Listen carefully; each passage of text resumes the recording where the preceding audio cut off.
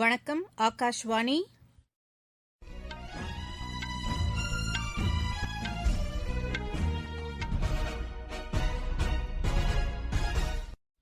செய்திகள் வாசிப்பவர் ஜமீர் அக்தர். தலைப்புச் செய்திகள். ஆக்ரா மெட்ரோ ரயில் திட்டத்தின் கட்டுமான பணிகளை பிரதமர் திரு நரேந்திர மோடி இன்று காணொலி காட்சி வாயிலாக தொடங்கி வைத்தார். முப்படைகளின் கொடிநாள் தினம் இன்று கடைபிடிக்கப்படுகிறது. கொடிநாளில் தாராளமாக நிதி வழங்குமாறு மத்திய அரசு கேட்டுக் கொண்டுள்ளது. ஜம்மு காஷ்மீரின் மாவட்ட வளர்ச்சிக் குழும தேர்தலில் 4ஆம் கட்ட வாக்குப்பதிவு நடைபெற்று வருகிறது. தமிழகத்தில் புயல் மற்றும் மழையினால் ஏற்பட்ட பாதிப்புகளை மத்திய குழுவினர் 2வது நாளாக இன்றும் ஆய்வு மேற்கொள்கின்றனர். தமிழகத்தில் கோவிட் காரணமாக மூடப்பட்டிருந்த கல்லூரிகளின் இறுதியாண்டு வகுப்புகள் 9 மாத கால இடைவெளிக்கு பின் இன்று தொடங்கின. இனி விரிவான செய்திகள். உத்தரப்பிரதேசத்தில் ஆக்ரா மெட்ரோ ரயில் திட்டத்தின் கட்டுமான பணிகளை பிரதமர் திரு நரேந்திர மோடி இன்று காணொலி காட்சி வாயிலாக தொடங்கி வைத்தார். ஆக்ராவில் உள்ள மாகாண ஆயுதப்படை திடலில் நடைபெற்று வரும் இந்த நிகழ்ச்சியில் மத்திய அமைச்சர் திரு ஹர்தீப் சிங் பூரி, உத்தரப்பிரதேச முதலமைச்சர் யோகி ஆதித்யநாத் மற்றும் தலைவர்கள் பலர் பங்கேற்றுள்ளனர். 29.4 கிலோமீட்டர் தூரம் உள்ள மெட்ரோ ரயில் திட்டம் தாஜ்மஹால், ஆக்ரா கோட்டை, சிக்கந்தரா போன்ற முக்கியமான சுற்றுலா தலங்களை இணைக்கிறது. 8379 கோடி ரூபாய் செலவிலான இந்த திட்டம் 5 ஆண்டுகளில் நிறைவடையும் என்று எதிர்பார்க்கப்படுகிறது. இந்த திட்டம் செயல்பாட்டிற்கு வரும்போது ஆக்ரா நகரைச் சேர்ந்த 26 லட்சம் மக்களும் ஆண்டுதோறும் ஆக்ராவிற்கு பயணம் செய்யும் 60 லட்சத்திற்கும் அதிகமான சுற்றுலா பயணிகளும் பயனடைவார்கள். மேலும் ஆக்ராவுக்கு சுற்றுச்சூழலுக்கு உகந்த அதிக எண்ணிக்கையிலான மக்கள் பயணம் செய்யும் விரைவு போக்குவரத்து முறையாகவும் இது இருக்கும். ஆயுஷ் பொருட்களின் ஏற்றுமதியை அதிகரிக்க மத்திய வர்த்தகம், தொழில் மற்றும் ஆயுஷ் அமைச்சகங்கள் ஒருங்கிணைந்து பணியாற்றவும் ஏற்றுமதி மேம்பாட்டு குழுமத்தை அமைக்கவும் முடிவு செய்துள்ளன. ஆயுஷ் வர்த்தக மற்றும் தொழில்துறை தொடர்பாக மத்திய அமைச்சர்கள் திரு பியூஷ் கோயல், திரு ஸ்ரீபத் யெஸ்ஸோ நாயக் ஆகியோர் நடத்திய ஆய்வுக் கூட்டத்தில் இந்த முடிவு மேற்கொள்ளப்பட்டது. ஏற்றுமதியை அதிகரிக்க விலை மற்றும் தர போட்டிகளை சமாளிப்பதற்கு ஒருங்கிணைந்து செயல்படுவது என்றும் இந்த கூட்டத்தில் முடிவு செய்யப்பட்டது. காணொலி காட்சி மூலம் நடைபெற்ற இந்த ஆய்வுக் கூட்டத்தில் ஆயுஷ் துறையிலிருந்து சுமார் 50 தொழில் நிறுவனங்கள் மற்றும் வர்த்தக அமைப்புகளின் தலைவர்கள் பங்கேற்றனர். இந்தியாவில் கோவிட் நோயால் பாதிக்கப்படுபவர்களின் எண்ணிக்கை 140 நாட்களுக்கு பின் குறிப்பிடத்தக்க வகையில் 4 லட்சத்திற்கும் குறைவான எண்ணிக்கையை எட்டியுள்ளது என மத்திய சுகாதார அமைச்சகம் தெரிவித்துள்ளது. கடந்த 7 நாட்களில் 10 லட்சம் மக்கள் தொகையில் 186 புதிய நோயாளிகள் கண்டறியப்பட்டிருப்பதாக தெரிவித்துள்ள சுகாதார அமைச்சகம், உலக அளவில் இந்த எண்ணிக்கை 504ஆக உள்ளது என்று கூறியுள்ளது. கடந்த 24 மணி நேரத்தில் கோவிட் நோயிலிருந்து 39,109 பேர் குணமடைந்துள்ளனர். இதையடுத்து இதுவரை குணமடைந்தோரின் மொத்த எண்ணிக்கை 91,39,901ஆக அதிகரித்துள்ளதாகவும், குணமடைவோர் விகிதமும் 94.45% உயர்ந்துள்ளதாகவும் மத்திய அரசு தெரிவித்துள்ளது. கோவிட் நோய் தொற்றை கண்டறிவதற்காக நேற்று மட்டும் 8,10,181 ரத்த மாதிரிகள் பரிசோதிக்கப்பட்டதாக இந்திய மருத்துவ ஆராய்ச்சி குழுமம் தெரிவித்துள்ளது. இதையடுத்து இதுவரை மொத்தம் 14,77,87,656 ரத்த மாதிரிகள் பரிசோதிக்கப்பட்டுள்ளதாகவும் அது கூறியுள்ளது. புதிய வேளாண் சட்டங்கள் அமலாக்கத்தின் காரணமாக தங்களின் வருவாய் அதிகரித்துள்ளதாகவும், இடைத்தரகர்களின் பிடியிலிருந்து விடுவித்திருப்பதாகவும் மத்திய பிரதேசம், பஞ்சாப் மாநிலங்களின் விவசாயிகள் தெரிவித்துள்ளனர். புதிய வேளாண் சட்டம் தமது உற்பத்திப் பொருட்களை தனியார் நிறுவனங்களுக்கு விற்க உதவியிருப்பதாகவும், இதனால் தமக்கு நல்ல விலை கிடைத்திருப்பதாகவும் மத்திய பிரதேச மாநிலம் தேவாஸ் மாவட்டத்தைச் சேர்ந்த பத்வா கிராம விவசாயி கமல் பட்டேல் தெரிவித்துள்ளார். தமது விளைபொருளை பொதுமக்களுக்கு நேரடியாக விற்றதன் மூலம் தமக்கு நல்ல விலை கிடைத்திருப்பதாக பஞ்சாப் மாநில அபோஹர் மாவட்டத்தைச் சேர்ந்த ஷேரிவாலி கிராமத்தின் விவசாயி சந்தீப் கூறியுள்ளார். ஜம்மு காஷ்மீரின் மாவட்ட வளர்ச்சிக் குழும தேர்தலில் 4ஆம் கட்ட வாக்குப்பதிவு நடைபெற்று வருகிறது. இன்று காலை 7 மணிக்கு தொடங்கிய வாக்குப்பதிவு பிற்பகல் 2 மணிக்கு நிறைவடையும். காஷ்மீர் மற்றும் ஜம்மு பிரிவுகளில் தலா 17 தொகுதிகள் மூலம் 34 தொகுதிகளுக்கு தேர்தல் நடைபெறுகிறது. இவற்றில் 48 பெண்கள் உட்பட 138 வேட்பாளர்கள் காஷ்மீர் பகுதியிலும், 34 பெண்கள் உட்பட 111 வேட்பாளர்கள் ஜம்மு பிரிவிலும் களத்தில் உள்ளனர். இந்த தேர்தலுடன் ஊராட்சி அமைப்புகளில் காலியாக உள்ள மொத்தம் 266 இடங்களுக்கும் இடைத்தேர்தல்கள் நடைபெறுகின்றன. நீங்கள் கேட்டுக் கொண்டிருப்பது ஆகாஷ்வாணியின் செய்தி அறிக்கை.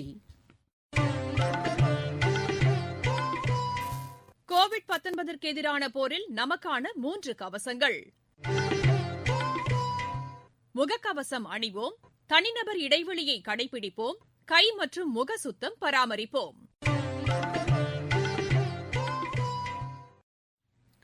முப்படை வீரர்களின் தியாகத்தை போற்றும் கொடிநாள் இன்று கடைபிடிக்கப்படுகிறது. போரின்போது உயிர்நீத்த ராணுவ வீரர்களின் மனைவியர், முன்னாள் ராணுவத்தினர், உயிர்த்தியாகம் செய்த வீரர்களின் குழந்தைகள் ஆகியோரின் நலனுக்காக கொடிநாளில் மக்களிடம் நிதி கோரப்படுகிறது. முப்படைகளின் கொடிநாள் நிதியத்திற்கு அனைத்து குடிமக்களும் தாராளமாக நிதி வழங்குமாறு மத்திய அரசு கேட்டுக் கொண்டுள்ளது. இந்த நிதியத்திற்கு வழங்கப்படும் நிதிக்கு வருமான வரியிலிருந்து விலக்கு அளிக்கப்படும் என்றும் தெரிவிக்கப்பட்டுள்ளது. 1949ஆம் ஆண்டிலிருந்து முப்படைகளின் கொடிநாள் கடைபிடிக்கப்பட்டு வருகிறது. முப்படைகளின் கொடிநாளையொட்டி குடியரசு துணைத் தலைவர் திரு வெங்கையா நாயுடு வெளியிட்டுள்ள செய்தியில், கொடிநாள் நிதியத்திற்கு தாமாக முன்வந்து தாராளமாக நிதி வழங்குவதன் மூலம் முப்படைகளின் தியாகிகளுக்கும், காயமடைந்து இயங்க முடியாத நிலையில் உள்ள வீரர்களுக்கும், அவர்களின் குடும்பங்களுக்கும் நன்றி தெரிவிக்க வேண்டும் என்று கேட்டுக் கொண்டுள்ளார். ராணுவ வீரர்கள் நமது நாட்டின் பாதுகாவலர்கள் என்றும், குடிமக்களை பாதுகாக்க பல தியாகங்களை அவர்கள் செய்து வருகிறார்கள் என்றும் திரு வெங்கையா நாயுடு தமது டுவிட்டர் செய்தியில் குறிப்பிட்டுள்ளார். ராணுவ வீரர்களின் தேசப்பற்று மற்றும் மன உறுதிக்கு நாம் அனைவரும் தலைவணங்குவோம், அவர்களுக்கு உதவி செய்வோம் என்று திரு வெங்கையா நாயுடு கூறியுள்ளார். முப்படைகளின் கொடிநாள் தினத்தையொட்டி நடைபெற்ற நிகழ்ச்சியில் பேசிய பாதுகாப்பு அமைச்சர் திரு ராஜ்நாத் சிங், இந்திய ராணுவ வீரர்களின் சேவையையும் வல்லமையையும் போற்றுவதாக குறிப்பிட்டார். முன்னாள் ராணுவத்தினர், போரில் காயமடைந்து உடல்நலம் குன்றிய வீரர்கள், உயிர்த்தியாகம் செய்த வீரர்களின் குடும்பத்தினர் ஆகியோரின் நல்வாழ்வை உறுதி செய்ய கொடிநாளில் நிதி வழங்குவது மக்களின் உயர்வான கடமை என்பதை இந்நாள் நினைவுபடுத்துவதாக அவர் கூறினார்.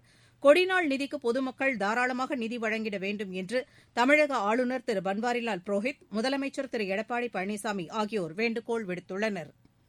தமிழகத்தில் புயல் மற்றும் மழையினால் ஏற்பட்ட பாதிப்புகளை மத்திய குழுவினர் 2வது நாளாக இன்றும் ஆய்வு மேற்கொள்கின்றனர். உள்துறை இணைச் செயலர் திரு அசுதோஷ் அக்னிஹோத்ரி தலைமையிலான இந்த குழுவினர் 2 குழுக்களாக பிரிந்து பாதிக்கப்பட்ட பகுதிகளில் ஆய்வு மேற்கொண்டு வருகின்றனர். கடலூர், விழுப்புரம், வேலூர், திருப்பத்தூர் ஆகிய மாவட்டங்களில் பாதிக்கப்பட்ட பகுதிகளை இந்த குழுவினர் இன்று பார்வையிட்டு வருகின்றனர். இதனைத் தொடர்ந்து நாளை சென்னை திரும்பும் மத்திய குழுவினர் முதலமைச்சர் திரு எடப்பாடி பழனிசாமியை சந்தித்து ஆலோசனை நடத்திய பின்னர் தில்லி திரும்புகின்றனர். இதற்கிடையே மழை வெள்ளத்தால் பாதிக்கப்பட்ட பகுதிகளில் நிவாரணப் பணிகள் முழுவீச்சில் நடைபெற்று வருகின்றன. அமைச்சர்கள் மற்றும் அதிகாரிகள் இப்பணிகளை பார்வையிட்டு உதவிகளை வழங்கி வருகின்றனர். நாகை மாவட்டத்தில் புயல் மற்றும் மழையால் பாதிக்கப்பட்ட பகுதிகளில் நிவாரணப் பணிகள் முழுவீச்சில் மேற்கொள்ளப்பட்டு வருவதாக எமது செய்தியாளர் தெரிவிக்கிறார். நாகை மாவட்டத்தில் சம்பா மற்றும் தாளடி பருவத்தில் பயிரிடப்பட்ட 1,33,624 ஹெக்டேர் பரப்பளவில் சாகுபடி செய்யப்பட்ட நெற்பயிர்கள் மழைநீரில் மூழ்கி தத்தளித்த வண்ணம் உள்ளது. புயல் பாதுகாப்பு மையங்கள் உட்பட 178 பொது மற்றும் தனியார் கட்டிடங்களில் 16,521 குடும்பங்களைச் சேர்ந்த 54,493 நபர்கள் தங்களது குடியிருப்புகளிலிருந்து வெளியேற்றப்பட்டு பத்திரமாக தங்க வைக்கப்பட்டுள்ளனர். அவர்களுக்கு உணவு, குடிநீர், மருத்துவம் உள்ளிட்ட அத்தியாவசிய சேவைகள் செய்து கொடுக்கப்பட்டுள்ளன. புயலினால் ஏற்பட்ட சேதம் மற்றும் பொதுமக்கள் தங்களது கோரிக்கைகளை மற்றும் புகார்களை மாவட்ட ஆட்சியர் 24 மணி நேரம் இயங்கும் மாவட்ட காவல் கட்டுப்பாட்டு அறை 107 என்ற எண்ணினை கட்டணமில்லாமல் தொடர்பு கொண்டு பயன்பெறலாம் என தெரிவிக்கப்பட்டுள்ளது. நாகையிலிருந்து செல்வன் ஜெபராஜ். இந்நிலையில் தூத்துக்குடி மாவட்டத்தில் நேற்று மாலை முதல் அதிகாலை வரை பெய்த கனமழை காரணமாக மக்களின் இயல்பு வாழ்க்கை பாதிக்கப்பட்டுள்ளது. தாழ்வான பகுதிகளில் உள்ள வீடுகளைச் சுற்றி மழைநீர் தேங்கியுள்ளதால் அவர்கள் வீடுகளை விட்டு வெளியே வர முடியாத சூழ்நிலை உருவாகியுள்ளதாக எமது செய்தியாளர் தெரிவிக்கிறார். தமிழகத்தில் கோவிட்-19 நோய் தொற்று பரவல் மற்றும் ஊரடங்கு காரணமாக மூடப்பட்டிருந்த கல்லூரிகள் 9 மாத கால இடைவெளிக்கு பின் இன்று திறக்கப்பட்டன. கல்லூரி இறுதியாண்டு மாணவர்கள் மட்டும் இன்று அனுமதிக்கப்பட்டனர். நோய் தொற்றுக்கான பரிசோதனைகளுக்கு பின் அவர்கள் வகுப்புகளுக்கு அனுமதிக்கப்பட்டனர். கோவிட் மற்றும் ஊரடங்கு காரணமாக கொடைக்கானலில் கடந்த 8 மாதங்களாக நிறுத்தி வைக்கப்பட்டிருந்த படகு போக்குவரத்து சவாரிக்கு இன்று முதல் சுற்றுலாப் பயணிகள் அனுமதிக்கப்பட்டனர். இந்நிலையில் நீலகிரி மாவட்டத்தின் அனைத்து சுற்றுலா மையங்களும் இன்று முதல் செயல்பட தொடங்கியுள்ளதாக எமது செய்தியாளர் தெரிவிக்கிறார். தலைநகர் தில்லியின் சாகர்பூர் பகுதியில் காவல்துறையின் சிறப்பு பிரிவினருக்கும் பயங்கரவாதிகள் என சந்தேகிக்கப்படுவோருக்கும் இடையே இன்று ஏற்பட்ட மோதலுக்கு பின் 5 பேர் கைது செய்யப்பட்டனர். இவர்களில் 2 பேர் பஞ்சாபைச் சேர்ந்தவர்கள் என்றும் 3 பேர் காஷ்மீரைச் சேர்ந்தவர்கள் என்றும் தகவல்கள் தெரிவிக்கின்றன. இந்த 5 பேருக்கும் ஹாலிஸ்தான் அமைப்புடன் தொடர்பு இருப்பதாக காவல்துறையினரை மேற்கோள் காட்டி எமது செய்தியாளர் தெரிவிக்கிறார். கொல்கத்தா மாநகர பயணிகளின் வசதிக்காக கொல்கத்தா மெட்ரோ ரயில் சேவைகள் இன்று முதல் அதிகரிக்கப்பட்டுள்ளன. திங்கள் முதல் சனிக்கிழமை வரை ஏற்கனவே 190 சேவைகளாக இருந்த இந்த சேவை இன்று முதல் 204 அதிகரிக்கப்பட்டுள்ளது. மீண்டும் தலைப்புச் செய்திகள். ஆக்ரா மெட்ரோ ரயில் திட்டத்தின் கட்டுமான பணிகளை பிரதமர் திரு நரேந்திர மோடி இன்று காணொலி காட்சி வாயிலாக தொடங்கி வைக்கிறார். முப்படைகளின் கொடிநாள் தினம் இன்று கடைபிடிக்கப்படுகிறது. கொடிநாளில் தாராளமாக நிதி வழங்குமாறு மத்திய அரசு கேட்டுக் கொண்டுள்ளது. ஜம்மு காஷ்மீரின் மாவட்ட வளர்ச்சிக் குழும தேர்தலில் 4ஆம் கட்ட வாக்குப்பதிவு நடைபெற்று வருகிறது. தமிழகத்தில் புயல் மற்றும் மழையினால் ஏற்பட்ட பாதிப்புகளை மத்திய குழுவினர் 2வது நாளாக இன்றும் ஆய்வு மேற்கொள்கின்றனர். தமிழகத்தில் கோவிட் காரணமாக மூடப்பட்டிருந்த கல்லூரிகளின் இறுதியாண்டு வகுப்புகள் 9 மாத கால இடைவெளிக்குப் பின் இன்று தொடங்கின. இத்துடன் இந்த செய்தி அறிக்கை நிறைவு பெற்றது.